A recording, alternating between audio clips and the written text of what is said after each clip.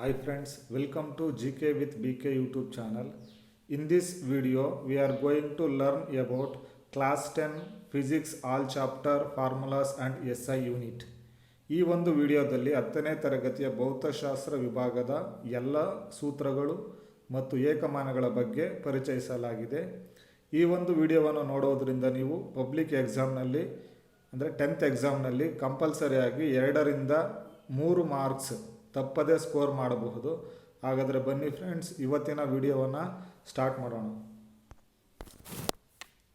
First, electric current is nothing but rate of flow of electric charges. ಅದರ ಒಂದು formula, ವಿದ್ಯುತ್ ಪ್ರವಾಹದ formula I is equal to Q divided by T. Q ಅನ್ನು ಮತ್ತೇನು ನಾವು ಬರ್ಕೋಬೋದು, NE. N is number of electron, is nothing but charge of N electron. ಅದೇನೇ ಇರಲಿ, I ಅಂತಂದರೆ ಎಲೆಕ್ಟ್ರಿಕ್ ಕರೆಂಟ್, ವಿದ್ಯುತ್ ಪ್ರವಾಹ. ಕ್ಯೂ ಅಂದರೆ ಎಲೆಕ್ಟ್ರಿಕ್ ಚಾರ್ಜ್, ವಿದ್ಯುತ್ ಆವೇಶ, ಅದರ SI unit coulombs. Then time, SI unit second. Total SI unit of electric current is ampere. Capital ampere represents name of the scientist. Small ampere represent SI unit. SI unit of electric current is ampere. The next, move on to the next formula. Potential difference is nothing but the amount of work done to move a unit charge from one point to another we called as potential difference. ವಿಭವಾಂತರದ formula V is equal to W divided by Q. W ಅಂತಂದರೆ potential difference, ವಿಭವಾಂತರ, ಅದರ SI unit volt. Work done, ಕೆಲಸದ SI unit joule. Q charge, ವಿದ್ಯುತ್ ಆವೇಶದ SI unit ಕುಲುಮ್ಸ್. ಅದರ total the SI unit of potential difference is volt. SI unit of ಅಂದರೆ ವಿಭವಾಂತರದ ಏಕಮಾನ volt ಆಗಿರುತ್ತದೆ. The next formula, Ohm's ನಿಯಮ. According to Ohm's law, at constant temperature, the current flowing through a conductor is directly proportional to the potential difference ಅಂತಕ್ಕಂಥದ್ದು formula. V is equal to IR. Suppose I is equal to V divided by R, then R is equal to V divided by I. Here V is nothing but potential difference, ವಿಭವಾಂತರ, SI unit volt. I is nothing but current, ವಿದ್ಯುತ್ ಪ್ರವಾಹ, ಅದರ ಏಕಮಾನ A, capital A. R is nothing but resistance, ರೋಧ, ವಿದ್ಯುತ್ ರೋಧ, SI unit ohm. Totally SI unit of this potential difference, SI unit of potential difference is volt. The next, move on to the next formula. Fourth formula, resistors are connected in series. ಸರಣಿ ಕ್ರಮದಲ್ಲಿ ಜೋಡಿಸಿದ ರೋಧಕಗಳು. Resistors are in series. The formula, total resistance or equivalent resistance is equal to the sum of the individual resistance R1 plus R2 plus R3 up to Rn. Here RS is the total resistance or equivalent resistance, ಒಟ್ಟು ರೋಧ, ವಿದ್ಯುತ್ ಮಂಡಲದ ಒಟ್ಟು ರೋಧ ಅಂತ ಕರಿತೀವಿ. R1, R2, R3 up to Rn are the resistance of individual resistors. ಇದರ ಏಕಮಾನ ohm ಆಗಿರುತ್ತೆ. Total the SI unit of resistance of a resistor is ohm. That means ರೋಧಕದ ಏಕಮಾನ ಏನಾಗಿರುತ್ತದೆ, ಓಮ್ ಆಗಿರುತ್ತದೆ ಅಂತಕ್ಕಂಥದ್ದು. Next, if the resistors are connected in parallel, ಸಮಾನಾಂತರವಾಗಿ ಜೋಡಿಸಿರುವ ರೋಧಕಗಳು. That means if the multiple resistors are in parallel, the reciprocal of the equivalent resistance is equal to the sum of the reciprocal of the individual resistance ಅಂತಕ್ಕಂಥದ್ದು. ಇಲ್ಲಿ if two resistors are connected in, formula ಏನಪ್ಪ ಅಂತಂದ್ರೆ 1/R ಅಂದರೆ total resistance is equal to 1/R1 plus 1/R2 plus 1/R3 up to 1/Rn. Suppose ಎರಡು ರೆಸಿಸ್ಟರ್ಸ್ಗಳನ್ನು ಕೊಟ್ಟರೆ parallel ಆಗಿ, formula total resistance is equal to R1 into R2 divided by R1 plus R2. Here Rp is the total resistance or equivalent resistance, ಒಟ್ಟು ರೋಧ, ಇದರ ಏಕಮಾನ ohm. R1, R2, R3 are the resistance of individual resistors, ಪ್ರತಿಯೊಂದು ರೋಧದ ರೋಧಕ ಅಂತಕ್ಕಂಥದ್ದು. ಅದರ SI unit or ಏಕಮಾನ ohm. Totally SI unit of resistance is ohm.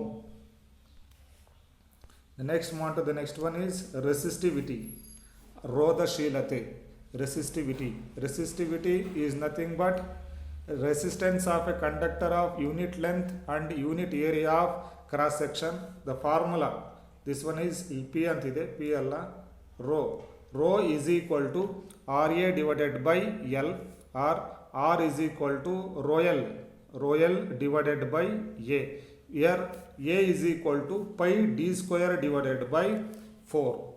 ರೋಧಶೀಲತೆಯ formula rho is equal to RA divided by L. ಇಲ್ಲಿ rho P L ಇದು rho ಅಂತಂದರೆ resistivity ರೋಧಶೀಲತೆ, R capital R resistance ರೋಧ, A area of cross section ವಿಸ್ತೀರ್ಣದ ಅದರ SI unit metre square, L length of the ವೈರ್ನ ಉದ್ದ ಅದರ SI unit metre. Totally the SI unit of resistivity ರೋಧಶೀಲತೆಯ ಏಕಮಾನ ohm metre. The symbolically it is represented as ohm metre ಅಂತ ಕರಿತೀವಿ ಅಂತಕ್ಕಂಥದ್ದು symbol. Then next move to the next formula, electric power. Electric power is nothing but the amount of electrical energy consumed by an electrical appliances in a unit time ಅಂತಲೂ ಕೂಡ ಕರಿತಾ ಹೋಗ್ತಿರ್ತೀವಿ. ಅಂತಂದರೆ formula P is equal to VI, or formula P is equal to E divided by T also, another formula. Then P is equal to V into Q divided by T. Then next P is equal to Q divided by T ಅಂತಂದರೆ ಇಲ್ಲಿ I ಅನ್ನು ನಾವು Q divided by T ಅಂತ ಬರ್ಕೋಬೋದು.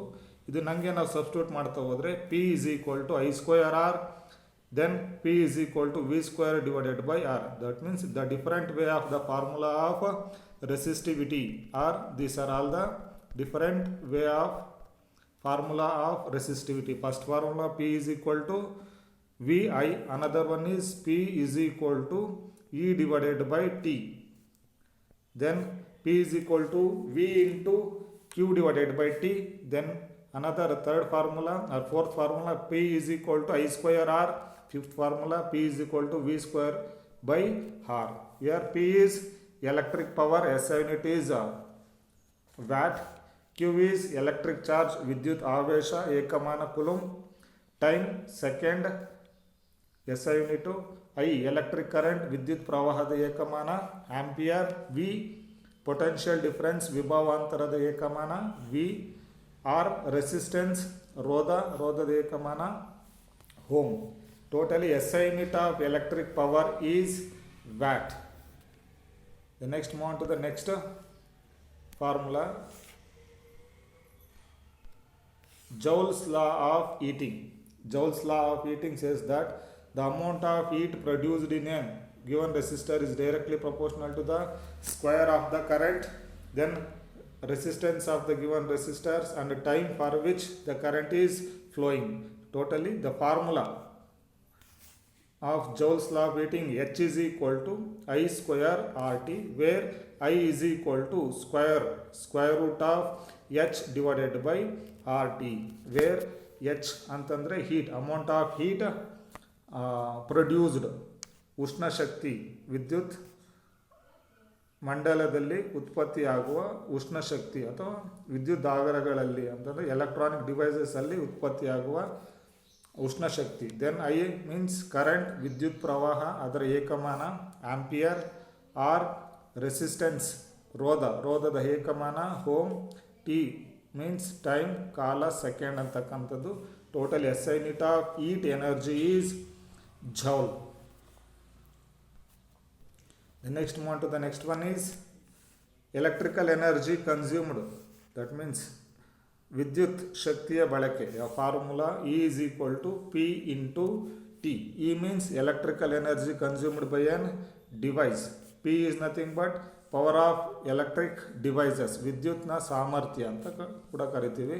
ಇದರ ಏಕಮಾನ kilo watt. Then time ಇಲ್ಲಿ ನಾವು ಅವರ್ಸಲ್ಲಿ ತಾಂತ ಹೋಗ್ತೀವಿ. Totally electrical energy consumed SI unit is kilo watt hour. 1 kilo watt hour 1 kilo watt hour is equal to 3.6 into 10 to the power of 6 joules. 10 to the power of 6 ಜೌಲ್ಗೆ ಸಮವಾಗಿರುತ್ತೆ 1 kilo watt hour ಉಷ್ಣ electrical energy ಅಂತಕ್ಕಂಥದ್ದು.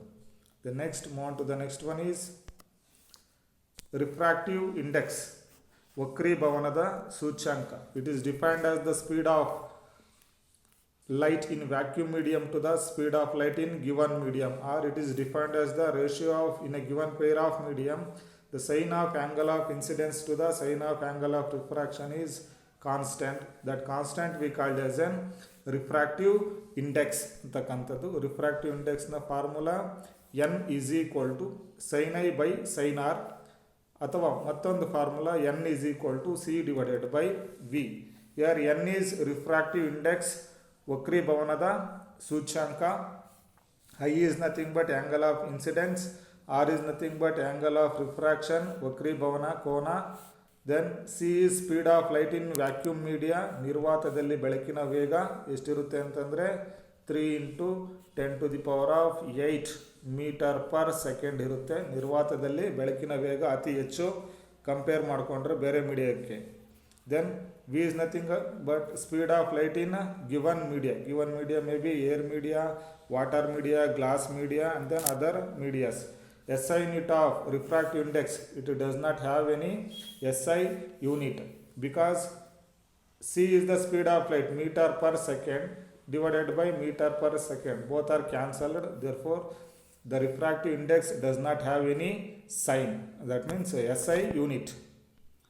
The next mirror formula. ಈ ಒಂದು 2021ನೇ ವರ್ಷದ ಪಠ್ಯಕ್ರಮದಲ್ಲಿ ಈ ಒಂದು ಮಿರರ್ ಫಾರ್ಮುಲಾ ಅಂತಕ್ಕಂಥದ್ದು ಇಲ್ಲ, ಆದ್ರೂ ನೋಡ್ತಾ ಹೋಗೋಣ. Mirror formula 1/f is equal to 1/u plus 1/v. then magnification is equal to, magnification ದರ್ಪಣದ ವರ್ಧನೆ is equal to -v divided by u or HI divided by HO ಅಂತಲೂ ಕೂಡ ಕರಿತೀವಿ, R H dash divided by H ಅಂತಲೂ ಕೂಡ ಕರಿತೀವಿ. F is nothing but focal length, ಸಂಗಮ ದೂರ metre, U object distance, V image distance, ಎರಡಕ್ಕೂ SI unit metre ಮತ್ತು ಮೀಟರ್ ಆಗಿರುತ್ತೆ. M is ಮ್ಯಾಗ್ನಿಫಿಕೇಶನ್ ದರ್ಪಣದ ವರ್ಧನೆ, ಇದಕ್ಕೆ ಯಾವುದೇ SI ಯೂನಿಟ್ ಇರಲ್ಲ. H dash is the height of the image, ಪ್ರತಿಬಿಂಬದ ಎತ್ತರ. H is height of the object, ವಸ್ತುವಿನ ಎತ್ತರ. Total SI unit of this focal length, ಸಂಗಮ ದೂರದ ಏಕಮಾನ ಮೀಟರ್ ಆಗಿರುತ್ತದೆ ಅಂತಕ್ಕಂಥದ್ದು. ದೆನ್ ನೆಕ್ಸ್ಟ್ ಲೆನ್ಸ್ ಫಾರ್ಮುಲಾ, ಮಸೂರದ ಸೂತ್ರ 1/f is equal to 1/v minus 1/u ಅಂತಕ್ಕಂಥದ್ದು. ಮ್ಯಾಗ್ನಿಫಿಕೇಶನ್ ದರ್ಪಣದ ವರ್ಧನೆ m is equal to v divided by u, that is equal to H dash divided by HO, that means HI nothing but height of the image then divided by height of the object. Here f is nothing but focal length, SI unit is meter, u is object distance, SI unit is meter, v image distance, SI unit is meter, m is magnification, does not have any unit. Then H dash is height of the image, H is the height of the object. ಇದರ ಏಕಮಾನ SI unit of focal length of the lens is meter. Then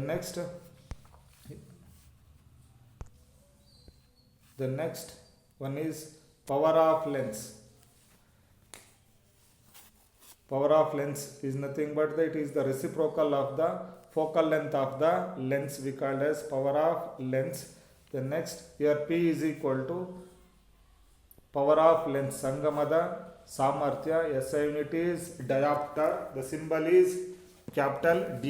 F is nothing but focal length ಸಂಗಮ ದೂರ, ಅದರ S I unit metre. Total the S I unit of power of lens ಮಸೂರದ ಸಾಮರ್ಥ್ಯದ ಏಕಮಾನ dioptre ಆಗಿರುತ್ತದೆ.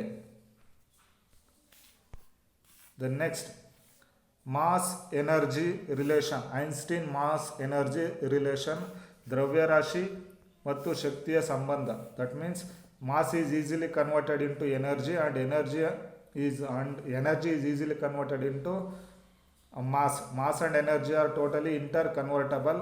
ಅಂತಂದರೆ ದ್ರವ್ಯರಾಶಿಯಿಂದ ಶಕ್ತಿಯನ್ನು ಪಡೆಯಬಹುದು, ಶಕ್ತಿಯಿಂದ ದ್ರವ್ಯರಾಶಿಯನ್ನು ಪಡೆಯಬಹುದು ಅಂತಕ್ಕಂಥದ್ದು ಈ ಒಂದು ಐನ್ಸ್ಟೀನ್ ಮಾಸ್ ಎನರ್ಜಿ ರಿಲೇಷನ್ ಆಗಿರುತ್ತೆ. The formula E is equal to delta mc square. Delta m is nothing but mass defect. Here E is nothing but energy in joules ಅಥವಾ it is a unit. Another unit is electron volt ಅಂತಲೂ ಕೂಡ ಕರಿತೀವಿ, smaller unit.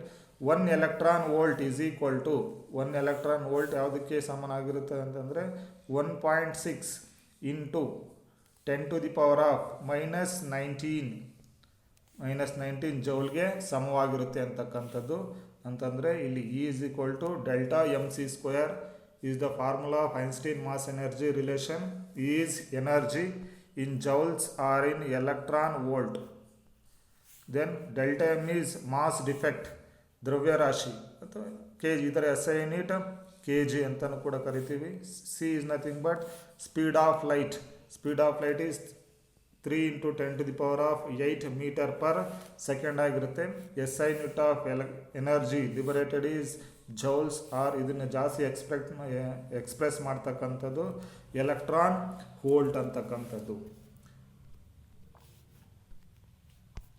Then next, ಹಾಗಾದರೆ friends ಈ video ನಿಮಗೆ ಇಷ್ಟ ಆಗಿದ್ದರೆ like ಮಾಡಿ, ಶೇರ್ ಮಾಡಿ ಆ್ಯಂಡ್ ದೆನ್ ಸಬ್ಸ್ಕ್ರೈಬ್ ಮಾಡಿ. ಕ್ಲಾಸ್ 10 ಅಂದರೆ SSLC ವಿಷಯವಾರು ವಿಷಯಕ್ಕೆ ಸಂಬಂಧಪಟ್ಟಂತಹ ಅಪ್ಡೇಟ್ ಅಥವಾ ಸಂಪೂರ್ಣ ಮಾಹಿತಿ ಬೇಕಿತ್ತು ಅಂದರೆ ನಮ್ಮ ಚಾನಲ್ಗೆ ಈಗಲೇ ಸಬ್ಸ್ಕ್ರೈಬ್ ಆಗಿ ಪಕ್ಕದಲ್ಲಿರುವ ಬೆಲ್ ಐಕನನ್ನು ಪ್ರೆಸ್ ಮಾಡಿ ಮುಂದೆ ಅಪ್ಲೋಡ್ ಮಾಡುವಂತಹ ಯಾವುದೇ ವಿಡಿಯೋಗಳನ್ನು ತಪ್ಪದೆ ಹಾಗೂ ವೇಗವಾಗಿ ನೋಡಬಹುದು. Thank you.